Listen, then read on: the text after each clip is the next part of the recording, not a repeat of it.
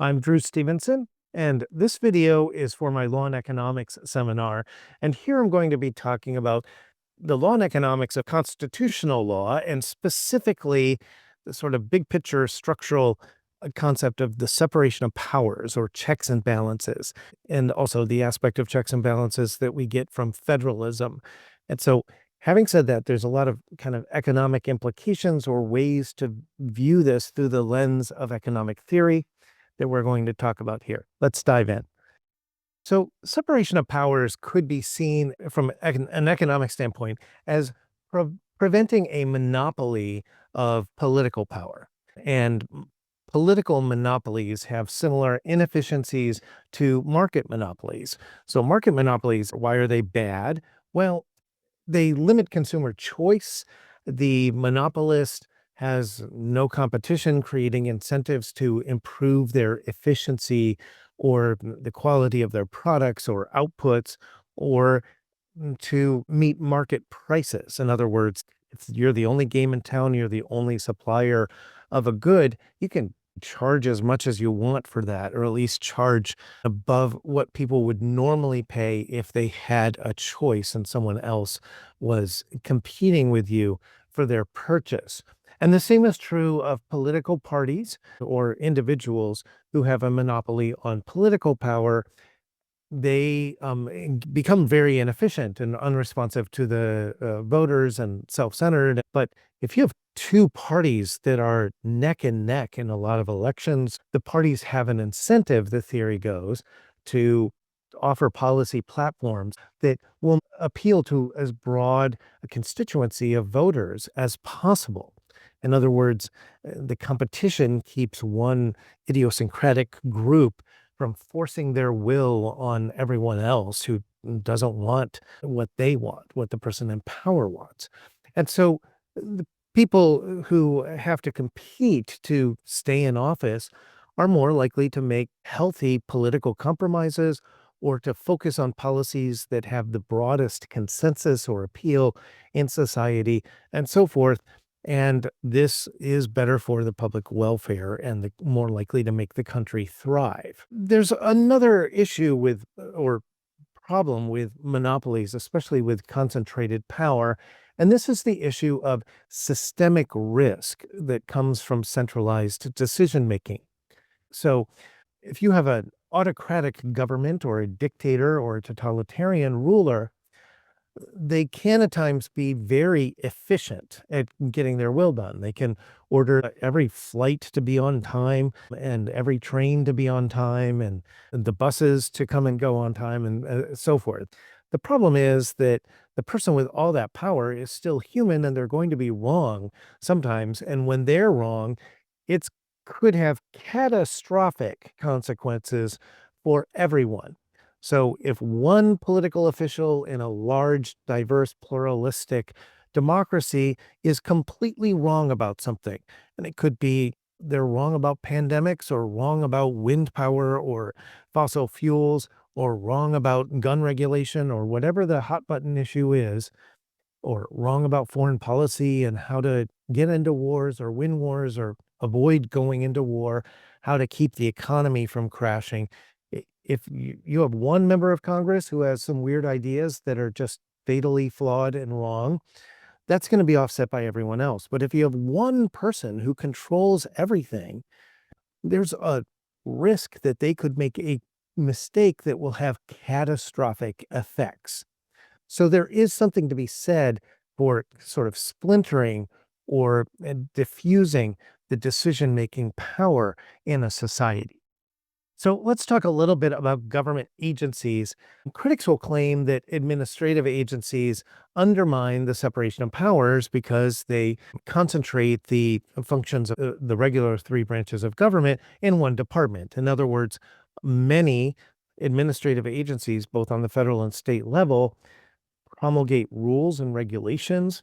They bring enforcement actions and implement those rules and enforce them. And a lot of them actually do some adjudicative functions with administrative law judges or hearing officers who make some initial adjudicatory decisions. Now, judicial review is available, but the concern is The founders set up a system of separation of powers and checks and balances, partly to prevent the concentration of power by one tyrannical ruler and the catastrophic risks that can result if you have that tyrannical ruler be just plain wrong about something, like make a bad judgment call or something, and they can lead the country, let's say, into a catastrophic war, or make a bad decision about public health policy that causes a pandemic that wipes out most of the population of the country. Both of these things have happened a number of times in history. And so the founding fathers thought that we should not have tyrants and totalitarian rulers and should limit our systemic risk. Why are we recombining things in the agencies? There is an answer to this, but it is a valid critique. And the first part of the answer is that's all the more reason that judicial review of agency actions is supremely important. So judicial review is an important check on agencies for this reason. But the other answer is that each agency is very specialized, right? So we don't really have generalist agencies that, for example, oversee our higher education system and our immigration system and our financial markets and our public health system and our labor law system. Instead, regulatory agencies tend to be highly specialized and staffed with specialists who are focused on just one area of policy.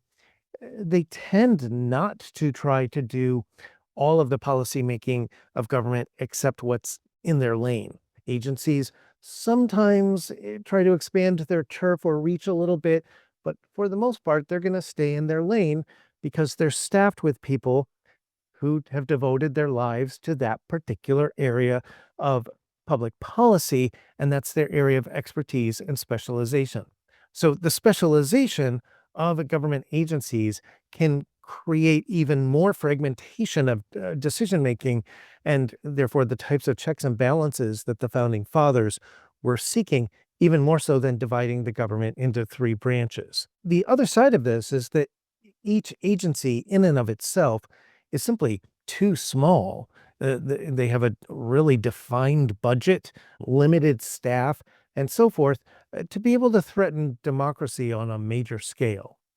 So, arguably, agencies, even though they mix together the functions of the three branches of government, they also fragment government power in a healthy way that may create even more checks and balances and do a better job of reducing systemic risks from a law and economic standpoint than just having three branches of government. When we talk about the separation of powers, keep in mind that checks and balances or separation of powers raises the transaction costs of government action significantly. In other words, if Congress can only enact laws and pass budgets, they don't really have their own police force to enforce those laws. They are dependent on the executive branch to enforce the laws and the judicial branch to uphold the decisions, the specific cases of enforcement that the executive branch decides on. That's pretty inefficient. That's going to introduce a lot of transaction costs in the process, a lot of slack in the system, if you will. And that makes the government less efficient at everything. I know we are in an election season or a campaign season, people dream of having a government that's going to get things done and that will get rid of government inefficiency and be super efficient to like the private sector supposedly is, and things like that. But the founding fathers actually baked into the Constitution a lot of inherent inefficiency and transaction costs to make it hard for the government to act too quickly. In other words, the way that checks and balances stop tyrannical power or the catastrophic bad decisions that centralized decision makers could make is by slowing everything down, so that you will get incremental change over time.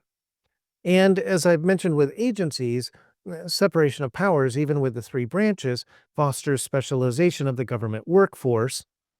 And that actually enhances efficiency at the same time. So people who spend their life in the judicial branch get pretty efficient at adjudicating and the way courts run and processing cases and so forth. People who spend their life in an executive agency or at the U.S. Attorney's Office or the Department of Justice specialize and get good at their job and are faster at their job than if members of Congress took turns staffing the offices of the Department of Justice, and we sent DOJ lawyers over to Congress sometimes to figure out how to pass budgets, right? So that would be very inefficient. So specialization allows a type of healthy efficiency, especially the efficiency of reducing transaction costs or wasted sunk costs invested on a learning curve every time a new task is at hand. But the branching of the government itself, it was designed to create a slowdown in the ability of the government to act, because when the government can act, it can act badly just as well as it can act rightly or properly. One of the economic theories of government analogizes Congress to a corporate board of directors and the president to an executive or CEO. And so, in this kind of model or viewpoint, Congress's most important function is actually oversight to protect the shareholders or citizens from the president's self-dealing. Think about that. If we have one branch of government where most of the power is concentrated in one person, there's a high risk that that person is going to engage in some sort of self-dealing. And self-dealing could be in the form of corruption and trying to enrich himself and his family and his friends, or it could be indulging his own whims and preferences and caprices and so forth, indulging every mood or fancy that he experiences throughout the day. And in that sense, a board of directors keeps the CEO or managers in check and protects the investments of the shareholders. The shareholders are the people who have invested, have bought shares in a company. And there's a sense in which economists will say that that's the function of Congress. This is, I hope you can see, different than the standard model that's taught in civics class of the legislature is there to make rules.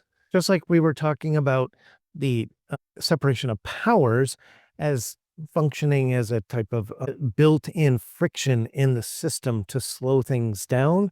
The same is true with the federalist system. So we not only have separation of powers, we have checks and balances between the allocation of rights between the federal government and state government. So states still get to do some things. They still get to decide some policies and questions. This pulls things in a lot of different directions at once. So states compete a little bit. We sometimes talk about them as laboratories of democracy. They have some freedom to adopt different policies from neighboring states and so forth. And this creates a certain amount of friction. So if one state has bad policies, it doesn't ruin the country, the whole country for everyone else. And there can be some health in that type of fragmentation. And again, it also helps prevent the federal government from being too tyrannical. That concern was probably more in the forefront of the minds of the founding fathers who were reacting against the heavy-handed monarchy in England, where the king exercised a lot of unfettered discretion nationally. And so the idea was, with the Constitution, that we would have some rights reserved to the states, which functions as a limit on how much power the federal government has and how much they can oppress the people or turn on the population or exert kind of authoritarian control. And that concludes our short lecture about the law and economics of checks and balances through separation of powers and federalism. Thanks for watching.